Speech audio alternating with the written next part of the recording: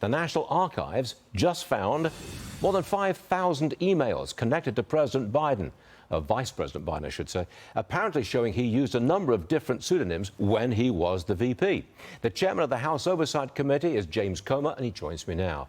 Congressman, why would Biden use pseudonyms? Any idea? That's a great question. Why would he set up with his family 20 shell companies?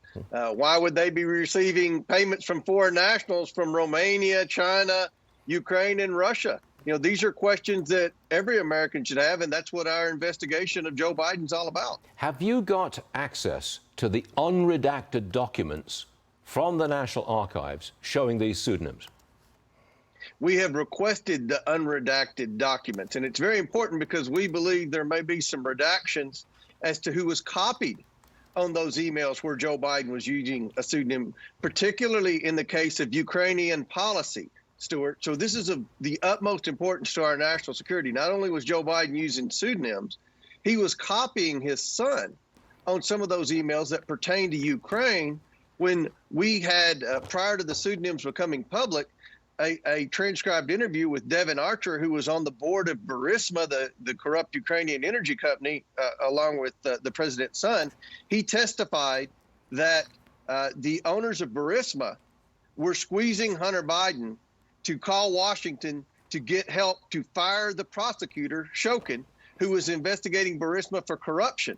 So along this same time period, we found a pseudonym where he copied Hunter Biden. And it would lead one to believe that this was Joe Biden's way of copying Hunter Biden to say, okay, send it to the Burisma owners and tell them help is on the way. And 5 days later, Joe Biden flew to Ukraine to begin the process of firing the prosecutor in exchange for American tax dollars in the form of foreign aid. You have a wealth of information right there. But look, it seems likely, it certainly seems possible, that there will be a government shutdown. Would that interfere with your investigations? Well, I don't think there'll be a government shutdown. Obviously, we're having lots of internal discussions now with respect to how to fund the budget over the next 12 months. I hope that we can agree on some cuts. I hope that we can agree on holding certain bad actors within our federal government accountable.